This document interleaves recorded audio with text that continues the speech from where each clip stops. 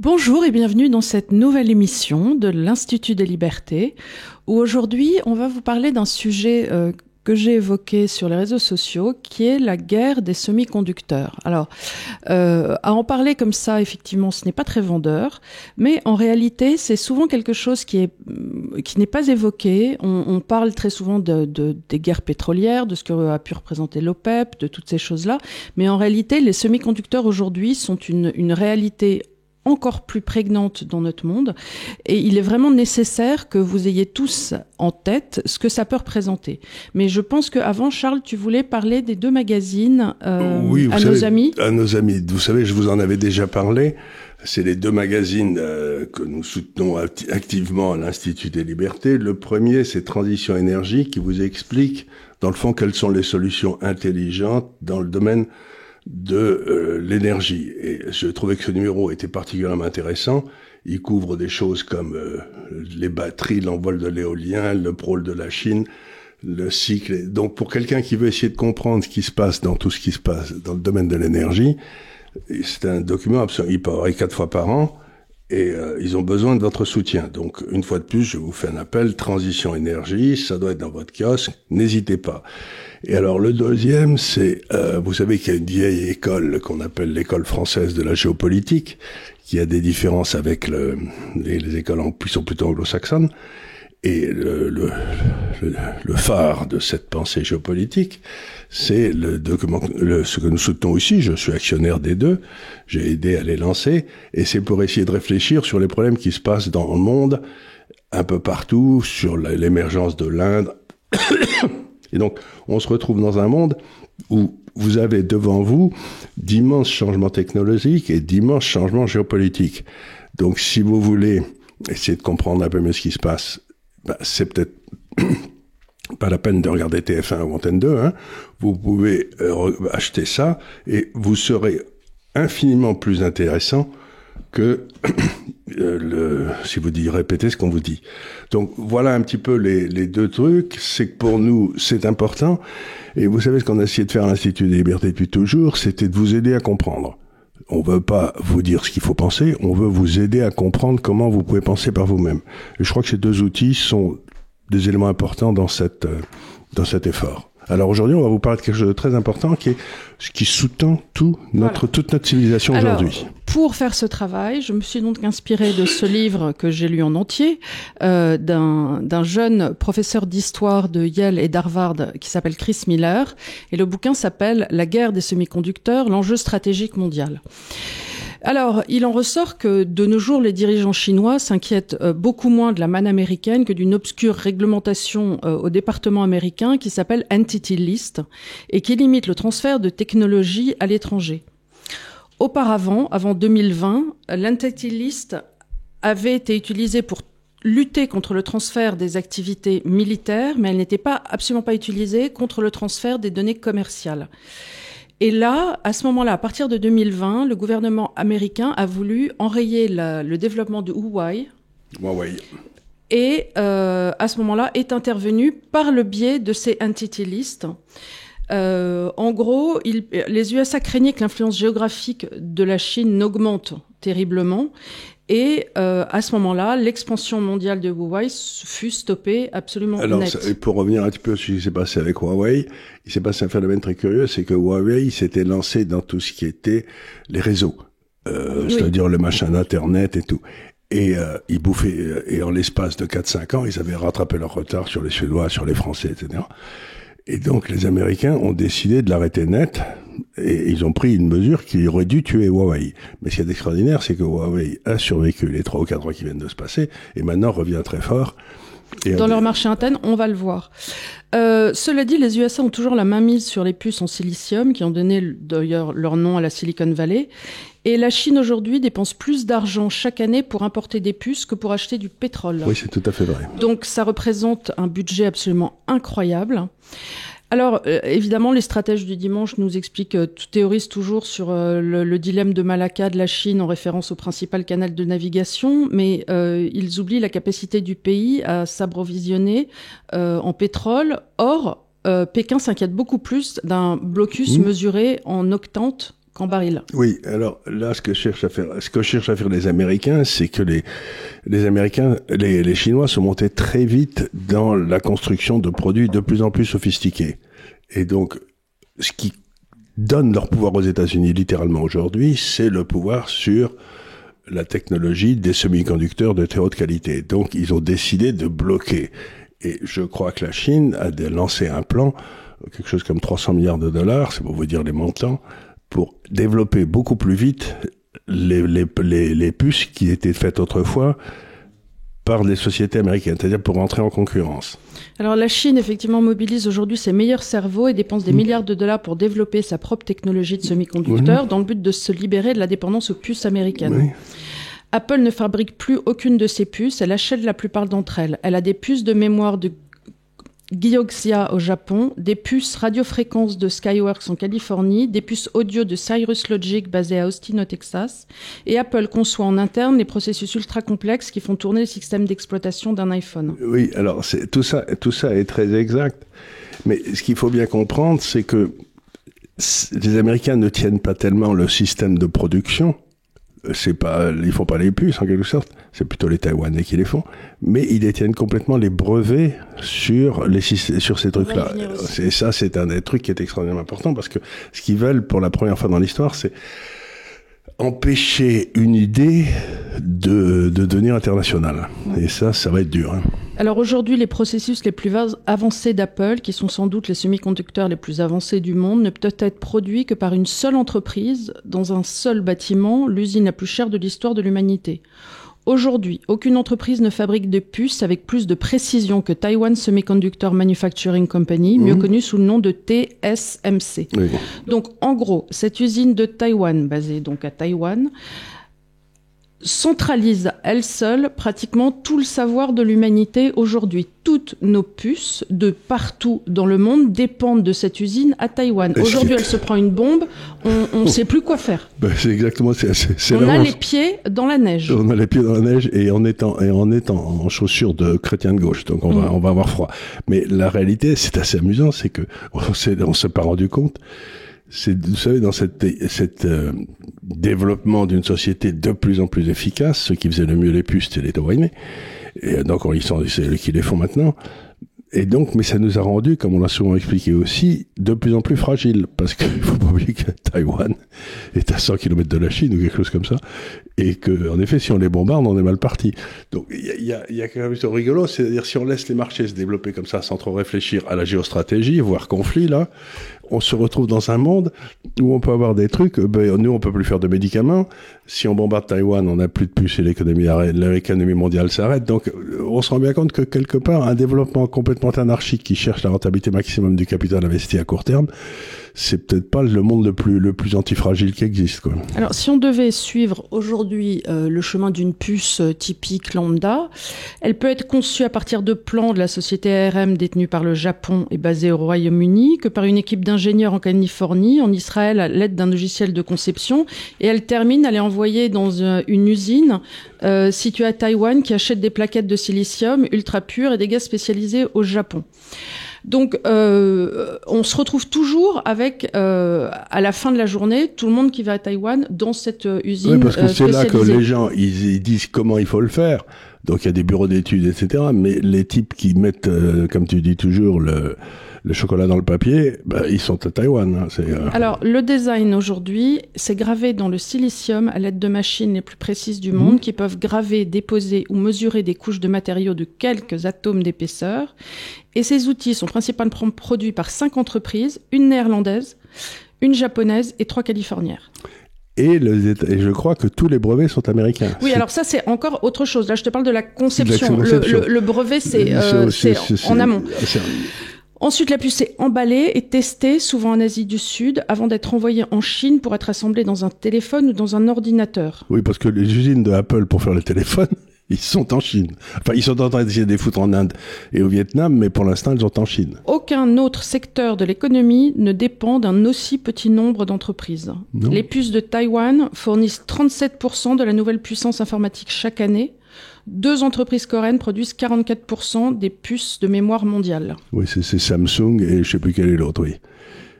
Et donc, c'est très intéressant. Et alors, à ça, tu vas sans doute y venir, mais je voudrais ajouter quelque chose à ce moment-là, c'est que, bon, ça, c'est le système existant.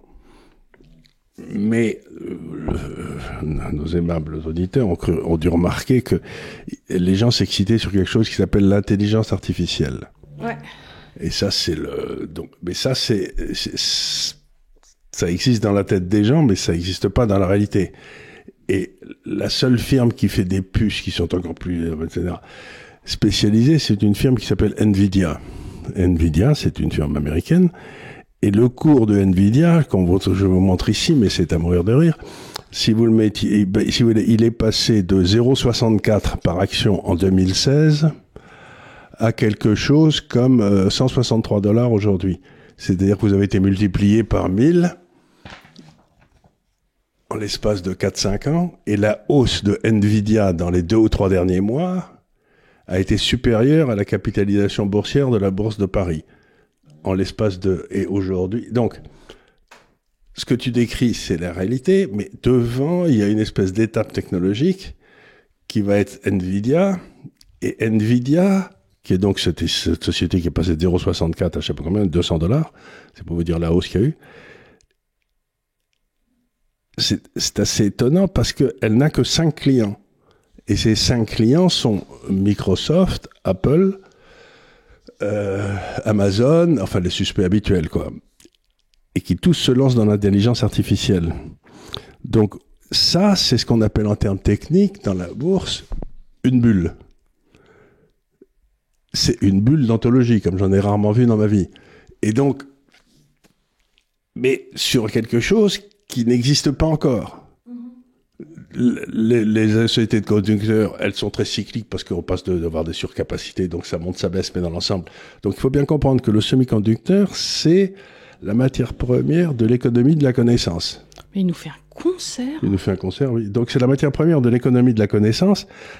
J'avais écrit un livre là-dessus il y a 10 ans qui s'appelait C'est une révolte, non c'est une révolution, dans lequel j'expliquais que le développement qui arrivait, c'était une multiplication de l'esprit humain. Et on y est. Mais ce qu'il y a d'extraordinaire, c'est que la bourse anticipe de telle façon qu'on va peut-être se péter la gueule dans ce truc-là, sans doute d'ailleurs. Comme on s'est pété la gueule sur toutes les affaires d'Internet en 2000, alors que l'Internet a eu lieu. Mm-hmm. Donc ce qui est intéressant avec la bourse, je suis un vieux boursier, je peux pas m'empêcher, je trouve rigolo de les voir anticiper un truc considérable, et si ça se passe, vous gagnerez peut-être pas d'argent, parce qu'à ce moment-là, il anticipe tellement le futur, celui-là, que vous vous dites... Et donc, la bourse, c'est un marché rigolo, parce que de temps en temps, il se lance à fond sur un truc, et à ce moment-là, vous avez des trucs comme ça, où la capitalisation boursière de Nvidia est supérieure à la capitalisation boursière de toutes les entreprises chinoises. Mais vous dites, mais oh les gars... Alors, il y avait aussi, parmi les sociétés, la société néerlandaise ASML, dont j'ai déjà parlé tout à l'heure, qui fabrique 100% des machines de lithographie à ultraviolet du monde. On va revenir sur le processus, sans lesquels il est tout simplement impossible de fabriquer les puces de pointe. Donc, si tu regardes, en réalité, la part de 40% de l'OPEP dans la production mondiale de pétrole paraît assez peu impressionnante en comparaison de cette densité et le fait que on soit dépendant, effectivement, de ces 5 sociétés dans le monde entier pour l'intégralité de la production de semi-conducteurs. Et c'est très important pour les États-Unis du point de vue économique, parce que ils ont, comme vous le savez, des déficits extérieurs monstrueux. Bon, et les gens se disent, mais qui va financer ces déficits extérieurs monstrueux? Mais attends une seconde. Si le capitalisme est en train de connaître une révolution technologique, et s'il y a que 5 sociétés dans le monde, toutes sous contrôle américain, qui sont à l'origine de cette... Toi, si tu as un portefeuille, t'es obligé d'acheter des dollars et acheter des États-Unis. Tu vois, c'est-à-dire le monopole que les États-Unis avaient sur le pétrole, pour avoir du pétrole, il fallait avoir du dollar. Mais maintenant, pour avoir dans ton portefeuille de la technologie comme ça, il faut avoir aussi des dollars. Donc il y a des gens qui me disent, mais le dollar va pas baisser parce que c'est si on veut des actions, on est obligé d'acheter du dollar. Donc ça a toute une série de répercussions qui sont poilantes, enfin pour un gérant. Alors, on va essayer de revenir en arrière sur comment on est arrivé là. Alors, donc, effectivement, à l'issue de la Seconde Guerre mondiale, on était sûr que le monde de l'acier était fini. Donc on arrive dans la Grande Dépression et on a... Attends, ça c'était avant qu'on avait eu la dépression. Oui, c'était avant, mais on était donc la fin de la fin, oui. Et on commence à travailler à ce moment-là sur des mathematical table projects. Donc ils faisaient des sortes de tabulations logarithmiques avec des fonctions exponentielles. Et ils ont publié 28 volumes de résultats de fonctions complexes comme ça. Ils avaient mis ça dans des grands grands ouvrages, c'est-à-dire qu'ils savaient déjà qu'il fallait passer par un computerization de la pensée. Alors que les computers existaient à peine. Hein. Alors que voilà. Et donc, ils avaient fait des tableaux avec des réciproques. Donc, ils avaient déjà l'idée aux États-Unis qu'il fallait faire des ordinateurs et avoir ces fonctions. Et si je peux me permettre, la plupart de ces recherches ont été faites dans le cadre d'une société qui s'appelait AT&T, qui était la grande société de télécom. Et comme c'était un monopole, ils gagnaient tout plein d'argent, ils ont financé donc un petit peu toutes les recherches technologiques aux États-Unis dans les années 50 et 60, tout était fait dans les laboratoires. Et le coup de génie je crois que c'était Reagan, il a décidé de casser AT&T. Et donc, toute la technologie qui a émergé, c'était donc tous les petits gars qui travaillaient chez AT&T qui se sont dit, mais moi je vais monter une usine de ceci, etc. Donc, la rupture du monopole d'AT&T des télécoms est à l'origine de la révolution informatique qu'on a dans le monde entier aujourd'hui, quoi. Alors, la réelle avancée, et qu'il a fallu réfléchir, penser, dans celle du semi-conducteur, c'est que la plupart des matériaux, soit laissent circuler librement le courant électrique, les fils de cuivre, ou soit le bloquent, comme le verre. Les semi-conducteurs, eux, sont différents, comme le silicium ou le germanium. C'est qu'ils ne conduisent presque pas l'électricité. Donc, ils ont réussi par une sorte de système de transistors à faire en sorte que le courant passe dans un sens et qu'il ne soit pratiquement pas renvoyé dans l'autre. Ainsi, on avait donc comme une inscription de 1, 0, 0, 1, 1, 0. Et c'est comme ça qu'on a eu les premiers semi-conducteurs avec l'intuition qu'il fallait utiliser le silicium, le germanium, c'est-à-dire des matériaux qui eux-mêmes étaient alternatifs justement au courant électrique. C'est ça, parce qu'il faut savoir que toute l'informatique, toute la langue informatique, c'est des 0 et des 1 que vous mettez en ordre, et ça veut tout dire selon le... Donc en 48, c'est comme ça que Bell Labs annonce ce qu'on appelle le transistor, c'est-à dire une sorte de sandwich où on active et désactivait le passage de l'énergie avec les charges des électrons. Et comme ça, on avait le dialogue qui se mettait... Et alors donc, ce système de transistor, qui n'est pas un transistor, mais qu'ils appellent transistor, ça remplace bientôt les tubes à vide dans les ordinateurs, parce qu'il y avait des grands sortes de... Ils faisaient la même chose. Mais ça veut dire que du coup, l'ordinateur passe de la taille d'un building à ce que vous avez dans votre PC, quoi. Ça a permis un extraordinaire effondrement de la taille. Et alors, en 58, tu as Jacques Kilby, qui est un ingénieur de Texas Instruments, qui a une idée révolutionnaire. Il dit, en réalité, on pourrait implanter plusieurs transistors, donc plusieurs microprocesseurs, à l'intérieur d'une seule plaque de silicium ou de germanium, et ça donna le premier circuit intégré. Voilà, c'est ça. Et puis après, donc, la puce. Et c'était toujours de plus en plus petit. C'était toujours de plus en plus petit. Alors, on a ensuite une autre intuition d'un autre ingénieur qui s'appelait Jay Lathrop. Et là, c'est lui qui va comprendre, en fait, le mécanisme de lentille avec le microscope. Il dit, en fait, on va inverser la lentille, puisque ça permet de voir plus grand, on va la faire plus petite, et ça va être, il va comprendre comment amener le silicium avec la lumière inversée, et ça va donner le processus de photolithographie, ce qui permet la production en série de petits transistors. Et c'est ce que fait la société ASMV qu'on a vu tout à l'heure, qui était la société, voilà. C'est comment imprimer avec la lumière ultraviolette à terme. Ça va être ça, les débuts en 59. Et dans le milieu des années 60, c'est l'armée des USA qui déployait des puces dans les armements de tout type, des satellites au sonar. Et véritablement, le défi, c'était de se dire, il faut que les coûts deviennent suffisamment bas pour que on puisse pousser cela et que ça devienne abordable pour les civils. Et c'est en 65 que Moore prédit que les circuits intégrés doubleraient leur capacité d'année en année. À mesure que le coût baisserait, le nombre d'utilisateurs augmenterait, et ça va être désormais connu sur la loi de Moore, c'est-à-dire plus un circuit se développe, plus le coût va diminuer, plus le nombre d'utilisateurs va grandir dans le monde. Encore une fois, c'est la courbe d'Aftalion, vous savez qu'on s'est souvent montré, si la courbe se déplace, si le prix baisse, la quantité d'utilisateurs n'augmente pas en fonction du prix, mais en fonction du carré du prix. C'est-à-dire que plus le prix baisse, et le nombre de gens qui étaient 10 au début deviennent pas 20, ils deviennent 100, puis ensuite ils deviennent 1000, puis ils deviennent 10 000. Donc il y a on a vu ça avec la voiture récemment. On a vu ça avec les téléphones mobiles, on a vu ça avec tout le monde. C'est-à-dire que ça n'est pas un développement linéaire, c'est comme si c'était des développements exponentiels avec des sortes de busts comme ça, à 1000. C'est-à-dire que quand la somme de la population arrive à 26 000 euros par an, bam, tout le monde va faire un voyage à l'étranger. Voilà, alors qu'avant personne n'y va, puis d'un seul coup ils y vont tous. Donc à ce moment-là, c'est là où vous avez besoin d'agences de voyage, d'avions pour transporter les gens, d'hôtels pour les recevoir, et c'est cette espèce de... Puis pouf, ça lance un cycle d'investissement qui peut se terminer après, comme on l'a vu pour le cycle de l'immobilier, avec une surcapacité. Donc ça prend du temps à digérer.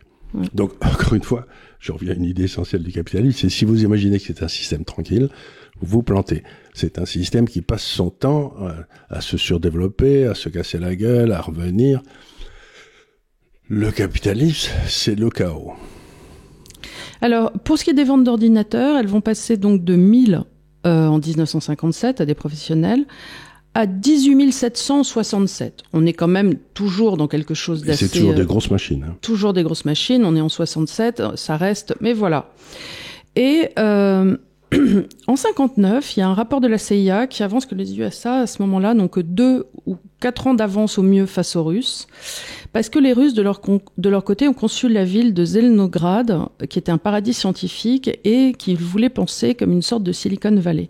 Le seul problème, c'est marrant que tu parles du capitalisme, c'est qu'ils ont conçu le développement justement de scientifiques avec une série d'ordres qu'il fallait faire remonter à chaque fois et il y a quelque part pas eu de développement spontané et cette espèce de manne qu'il y a eu dans la Silicon Valley avec des petits gars qui se disaient « Ah, j'ai une intuition, j'ai envie de faire un truc », sans véritablement... Et qui trouvaient les financements. C'est-à-dire il y a eu beaucoup d'argent. Il y a eu beaucoup d'argent, c'est-à-dire que à ce moment-là, le capitalisme a été à son meilleur, c'est-à-dire qu'il y avait des gens qui finançaient ces inventions et qui ont fait des fortunes absolument gigantesques. Mais le problème de la Russie, c'est que le petit gars qui était dans sa cuisine, lui, il allait dire à son chef qu'il avait trouvé quelque chose, et le chef lui disait, écoute, on travaille sur les machins qui ont toujours marché, on va pas s'embêter à faire quelque chose de nouveau. Donc l'invention, puisque c'est de ça qu'il s'agit, il y a eu une série d'inventions. L'invention, c'est toujours un processus révolutionnaire et qui emmerde tous les gars établis, quoi. Oui, bien sûr. Alors, le Japon, de son côté, il avait dépassé en 64 les USA dans la production de composants, tandis que les entreprises américaines, elles, produisaient les puces les plus avancées. Mais ils comptent pas en rester là et ils essaient aussi de tirer leur épingle du jeu, de se pousser du col. Et puis, c'est le début de l'envoi de la production aussi à Hong Kong. Où donc là on est en 63, il y a 120 millions de puces qui commencent à être produites.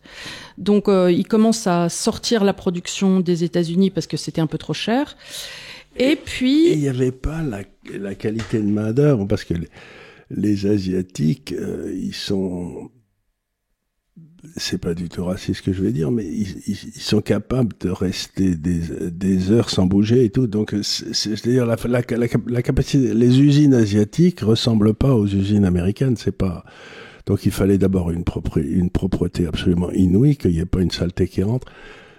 Donc, les Asiatiques sont très rapidement. C'est eux qui ont pris un peu une grosse partie de la production, quoi. Alors, en 68, on a la création d'Intel. 2 ans après, Intel lancera sa première puce, qui est un DRAM, DRAM. C'est une puce DRAM, ça fonctionnait comme les anciennes mémoires à noyau magnétique qui stockaient des 1 et des 0 à l'aide de courant électrique. Et alors, les années 80 furent une décennie un peu infernale pour l'ensemble des secteurs des semi-conducteurs, parce que après 20 ans de croissance extrêmement rapide, elle était confrontée à ce moment-là à une crise d'envergure qui allait être la concurrence féroce du Japon. Le Japon, de son côté, s'est mis à subventionner énormément son industrie de semi-conducteurs puisqu'il voulait tirer son épingle du jeu. Et donc, les États-Unis se sont mis un petit peu à tirer la langue. Mais, coup de chance, à ce moment-là, la valeur du yen double par rapport au dollar, ce qui rendait les exportations US moins chères. Surprise. Surprise, surprise. Oui, mais pour une fois que c'est dans ce sens-là, on peut en être content pour les Américains. L'organisation de la hausse du yen pour foutre en l'air l'industrie japonaise, je pourrais écrire un livre là-dessus. Oui, oui. Donc certains s'y ont attelés, ma foi, voilà. En même temps, dis donc, les taux d'intérêt baissèrent fortement autour des années 1980 et redressèrent ainsi le coût d'investissement d'Intel. Bah alors voilà. Tu sais ce qu'ils ont fait au Japon dans les années 80, ils ont essayé de le faire, ils sont en train d'essayer de le faire à la Chine. Oui. Mais la différence, si tu veux, c'est que les Américains ont d'énormes bases militaires au Japon, et ils en ont pas tant que ça en Chine, quoi. Ils en ont même 0.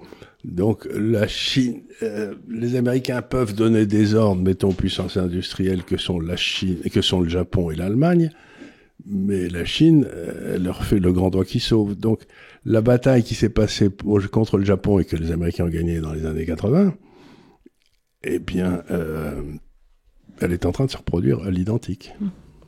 Alors c'est le moment où Compaq lança ses propres PC utilisant des puces Intel et des logiciels Microsoft à des prix bien inférieurs à ceux d'un PC d'IBM. Donc, mais IBM avait refusé le PC.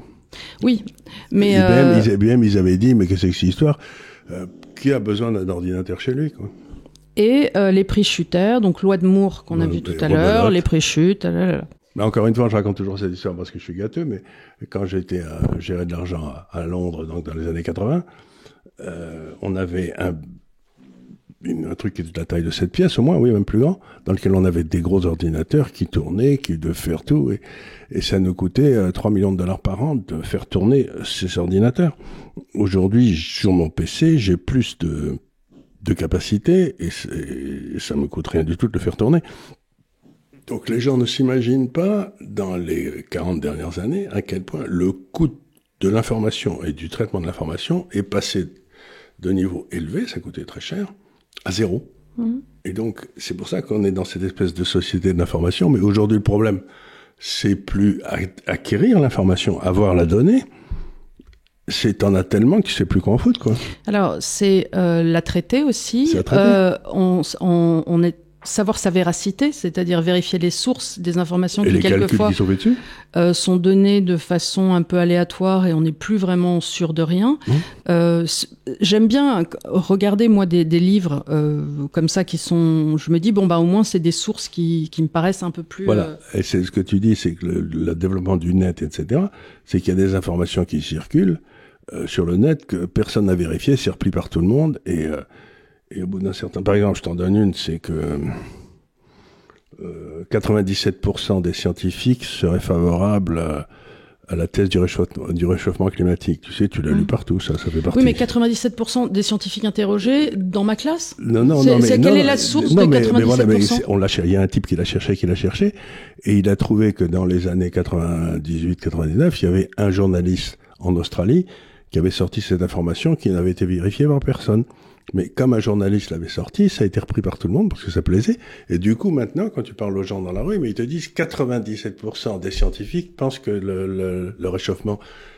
Mais c'est typiquement une information qui je sais pas si elle est vraie ou fausse, mais qui n'a pas été vérifiée, mais qui est reprise. Elle a été reprise tellement de fois que du coup, elle a acquis...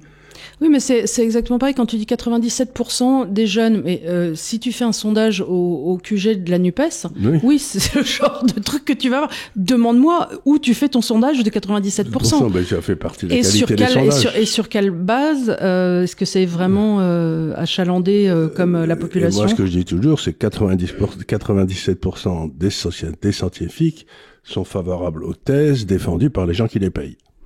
Oui, Ça, j'en suis certain, ça.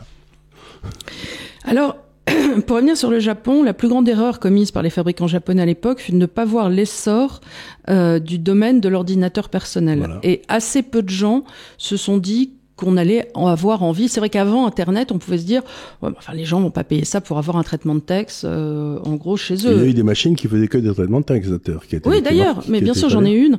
Mais si tu veux, effectivement, les gens se disaient, mais pourquoi, une fois que tu as Internet, tu comprends bien sûr l'intérêt, mais au début, tu disais, mais pourquoi les gens vont vouloir avoir un ordinateur pour faire leur comptabilité? C'était passé, nous, en France, on avait, comment ça s'appelle, l'espèce de... Le Minitel? Le Minitel. Et on était très, très en avance surtout. Et puis les types qui avaient fait le Minitel, on a dit on va remplacer ça par des ordinateurs. Ils dit non, pas du tout. les gens vont regarder le Minitel, ils ont l'habitude. Et donc, nous, on avait fait le pas vers l'ordinateur à la maison. Et littéralement, on a eu la flemme de transporter. Le Minitel a bien marché aussi parce qu'il y avait des trucs coquins. Hein.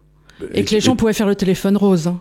Et tu crois que sur l'ordinateur, il n'y a pas les gens là, je crois les 60% des visions sur Internet. C'était des trucs coquins. C'est des saloperies. C'est pas faux. Alors, aucun géant japonais de puces ne puisse suivre le virage d'Intel vers le microprocesseur, ni égaler sa maîtrise dans le domaine des PC.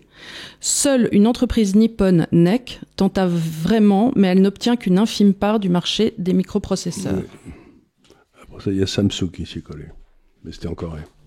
Alors, on va passer à l'idée des circuits intégrés. Alors là, c'est le ministre taïwanais Kitty Lee qui convoqua, ça c'est dans les années 85. On est 20 ans après la première installation de semi-conducteurs dans l'île. Et dans les années 90, l'importance de Taïwan devient évidente sous l'effet de l'essor spectaculaire de la Taiwan Semiconductor Manufacturing Company, TSMC.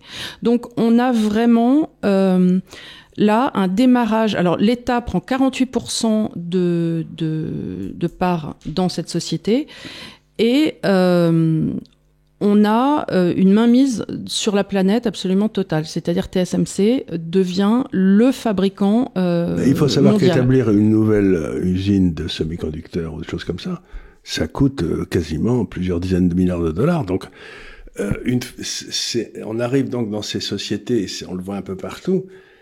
Une fois que tu es en position dominante, c'est vraiment le truc de, comme on dit en anglais, the winner takes all, le gagnant, celui qui a fait des investissements avant, qui a trouvé les bonnes formules avant, les autres peuvent pas le rattraper, quoi. Donc on a une série de monopoles qui se mettent en place. Alors, on a donc une géographie de la fabrication des puces qui changea radicalement au cours des années 90 à 2000. Les fonderies américaines produisaient 37% des puces mondiales en 90, mais son chiffre tomba à 19% en 2000, puis à 13% en 2010.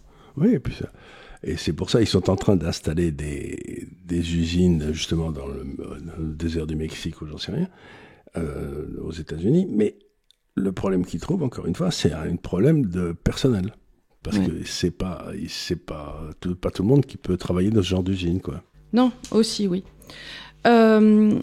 L'autre guerre que l'on a, c'est la guerre de la lithographie. Je t'en ai parlé. Ça, c'était avec les lumières violettes. Alors là, on a un pari de 200 millions de dollars en 92 pour graver avec la lumière ultraviolette extrême en longueur d'onde des choses de plus en plus petites. Et puis pour graver aussi sur le silicium. Le seul concurrent à ce moment-là sont Nikon et Canon. Mais ASML, cette petite société néerlandaise de lithographie, est en pleine croissance et elle a le mérite aussi d'être en dehors du conflit. À l'époque, Japon...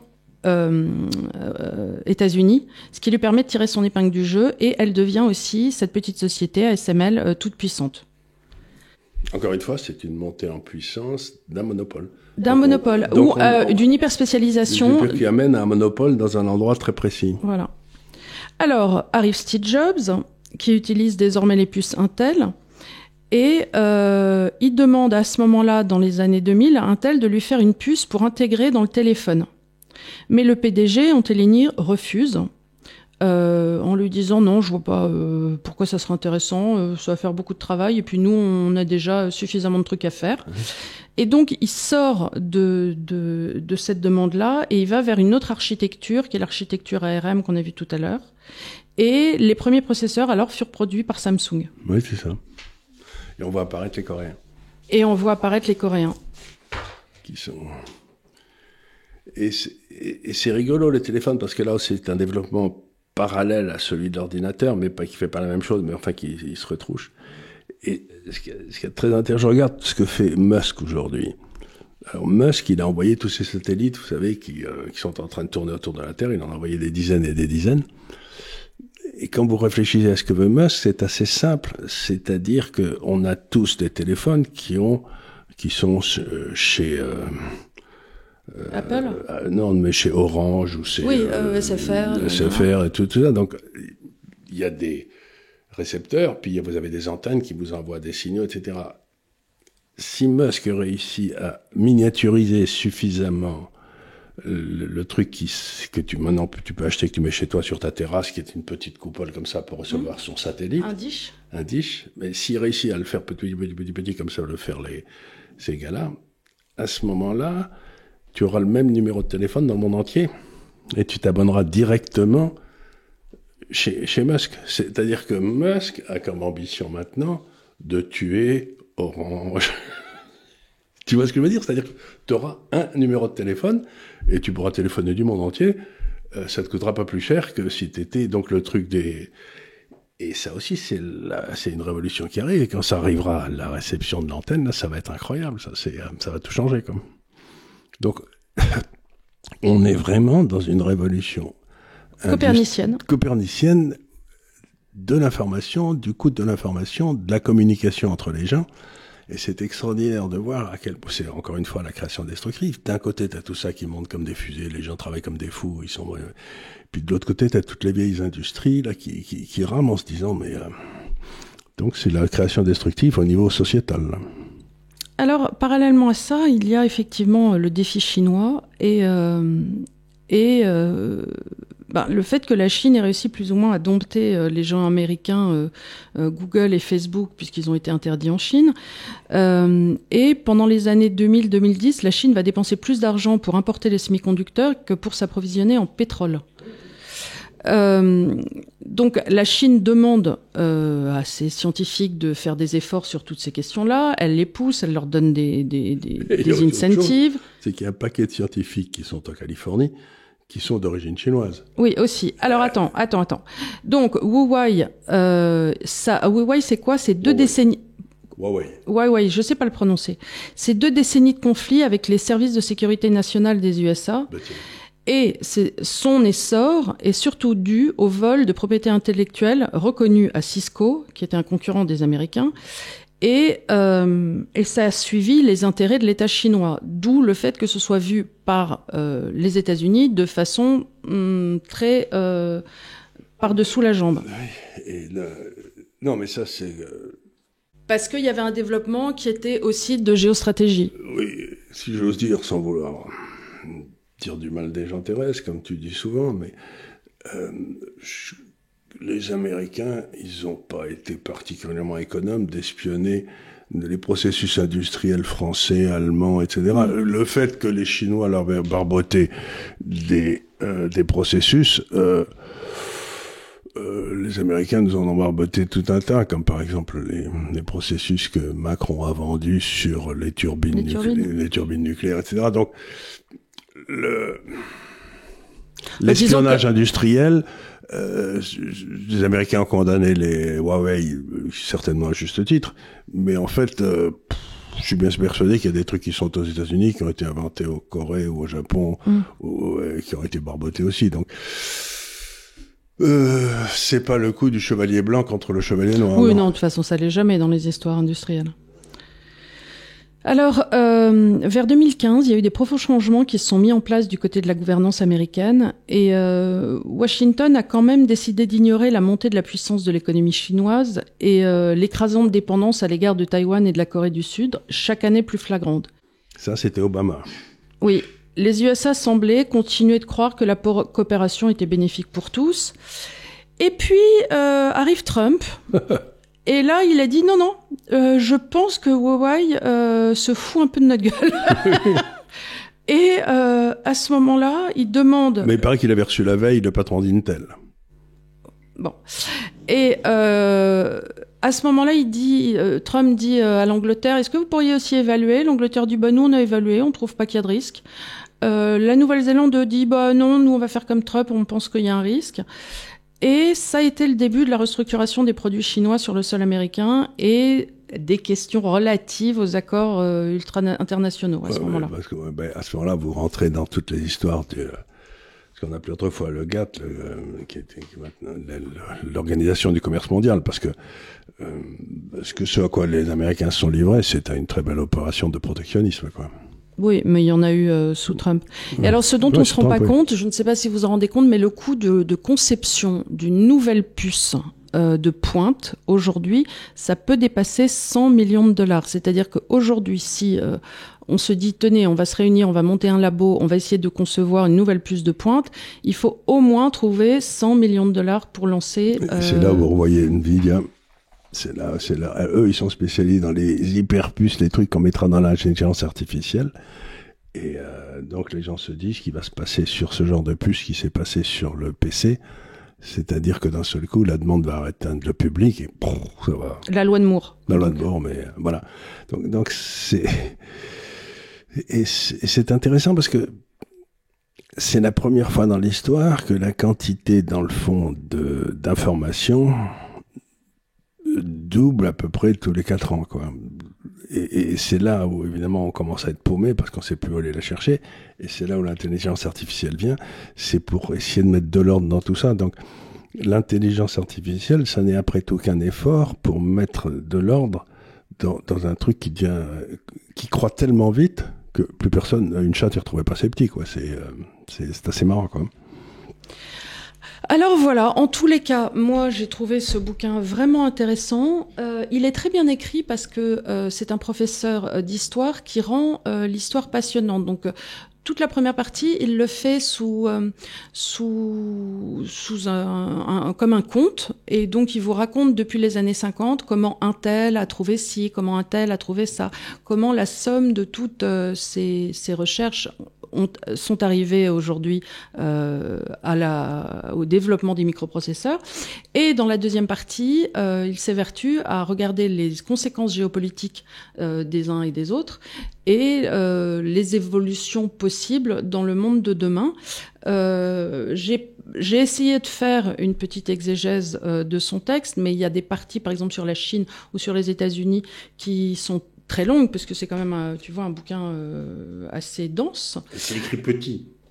Ça va, mais encore une fois, c'est écrit un peu comme il fait des efforts pour essayer de romancer, pour donner vie aux personnages. Donc c'est quand il parle de personnages scientifiques qui ont fait des découvertes, ils racontent leur caractère, ils racontent leurs phobies, voilà. Donc c'est en réalité assez vivant. Donc c'est tout à fait lisible, et si les questions de semi-conducteurs vous intéressent, voilà, c'est tout à fait recommandable. Si vous voulez comprendre ce qui arrive à l'intelligence artificielle et tout, il faut lire ce genre de livre, parce que au moins vous aurez les bases pour comprendre, pour mettre de l'ordre dans ce que ça veut dire. Parce que ce qui m'inquiète avec l'intelligence artificielle, c'est que les gens sont en train d'en faire une espèce de loup-garou, c'est-à-dire qu'on va tous perdre notre indépendance, etc. En fait, non, c'est une autre façon de calculer plus vite, quoi, ou d'avoir des informations. Moi, j'étais contente d'apprendre cette histoire de semi-conducteurs, le fait que le silicium ou le géranium soit la base pour permettre au courant de passer dans un sens et pas dans l'autre. Et du coup, j'ai compris physiquement ce que voulait dire imprimer sur ces semi-conducteurs. Voilà. Et donc, j'ai trouvé cette partie intéressante en tant que néophyte. Mais bon, pour les gens qui sont peut-être un petit peu plus scientifiques, ils trouveront peut-être ça justement pas assez... Mais il faut dire aussi que, par exemple, que l'arrivée à l'information gratuite comme ça, disponible sur les écrans dans les années 80, c'est ça qui a fait sauter l'Union soviétique. Parce que d'un seul coup, l'information, elle devenait... ils pouvaient plus contrôler l'information. Ce qu'aujourd'hui dans le monde, on peut plus personne ne peut plus contrôler l'information. Non, tu peux l'anticiper, tu peux essayer de la contourner. Tu peux essayer de lui faire dire une autre histoire. Une autre histoire, etc. Tu peux essayer de ne pas parler de ça, mais ça, on en parlera ailleurs.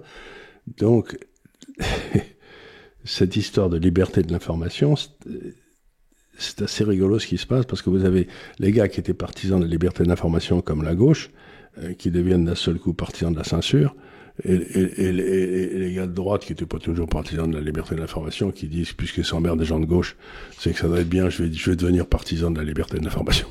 C'est quand même absolument hallucinant de voir qu'aujourd'hui, toute la gauche, justement, s'énerve contre une chaîne comme CNews, qui est donc une chaîne privée, et tu leur dis, mais si vous l'aimez pas, la regardez pas, mon Dieu. Non, il faut pas qu'elle existe. Tu dis, mais nous, on se prend des France Culture, des Arte, des trucs en veux-tu, en voilà, depuis 40 ans, ferme notre gueule, et là, il y a une chaîne, tu la regardes pas, moi je sais pas, t'éteins ton poste. Mais ça veut dire que le vrai problème de la gauche, qui existe depuis toujours, c'est qu'ils pensent avoir la légitimité pour dire ce qui est bon et vrai, et personne d'autre ne l'a. Donc, en fait, les gens de gauche pensent que l'information que eux ils reçoivent et qu'ils transmettent est la seule bonne. Ce qui veut dire que parce que leur raisonnement n'est pas un raisonnement concurrentiel, c'est un raisonnement de monopole. Ils ont le monopole de la légitimité. Et on va avoir des élections en France, là, et tu entends déjà que les gens du Rassemblement national, s'ils étaient élus, ils ne sont pas légitimes. Mais ils sont pas légitimes pourquoi? Ce qui donne la légitimité, c'est l'élection, c'est pas l'onction de la gauche. Or, pour eux, ce qui donne la légitimité, c'est si eux, ils trouvent que c'est légitime. C'est quand même une ânerie qui dépasse l'entendement, non? Non, mais je trouve ça surtout d'un orgueil absolument terrifiant parce que... Mais c'est un régime religieux, j'ai raison. Voilà. Parce que je sais, je suis. Et je vais te dire mieux, moi, si demain, il y a une conférence de gens qui disent, voilà, la Terre est plate, je sais qu'ils ont tort, mais alors, Dieu du ciel, faites votre conférence sur la Terre est plate. Hein, ça me gêne absolument pas. Si vous m'empêchez pas de passer, franchement, je m'en fous. Voilà, donc ils pensent qu'ils ont le droit de filtrer l'information et de vous dire celle que vous avez le droit de recevoir. C'est-à-dire que dans le fond, ils pensent que vous êtes idiot. Et qu'ils sont intelligents. Oui, mais d'ailleurs, il y a eu Émeric Caron, tu sais, celui qui ne veut pas faire de mal aux mouches, qui était aux moustiques, oui, mais same difference, qui nous expliquait qu'il pensait qu'il fallait sérieusement avoir un permis de voter. Donc on revient. En fonction de l'intelligence, oui, c'est ça. Voilà, donc on revient.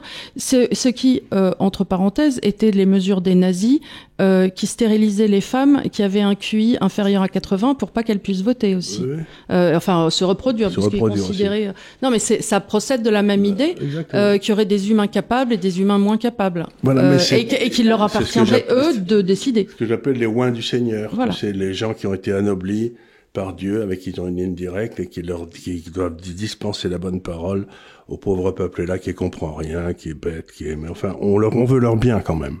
On veut leur bien. Donc, je sais plus qui, Seigneur, protégez-moi des gens qui me veulent du bien, disait Bastien. Voilà. Eh bien, écoutez, avec tout ça, j'espère que ça vous aura intéressé. Nous, ça va être notre dernière émission avant ce qu'on vous souhaite comme un très bel été. On va être amené à voter, on va être amené à avoir peut-être ce pays à feu et à sang. Quand on reprendra l'antenne, on aura eu des Jeux Olympiques de compétition. On ne se sera pas baigné dans la Seine. Non. Et donc, écoutez, pour nous, on a été très heureux de pouvoir faire une année de plus. Et puis de votre soutien, parce que vous continuez, on arrive presque à 350 000, donc c'est drôlement bien. On est très heureux. On est très heureux. On a lancé l'université de l'épargne, qui a l'air de bien démarrer. On va faire d'autres choses. L'idée, c'est, encore une fois, notre but, c'est d'essayer de monter des émissions, etc. On va peut-être voir d'autres domaines, mais dans lequel c'est vous.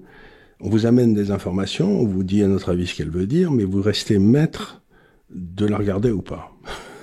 Ce que je veux dire, c'est que notre but, c'est pas de vous endoctriner, si j'ose dire, c'est de vous aider à vous former une opinion par vous-même. C'est le but que devrait avoir l'éducation nationale, mais qu'elle n'a plus.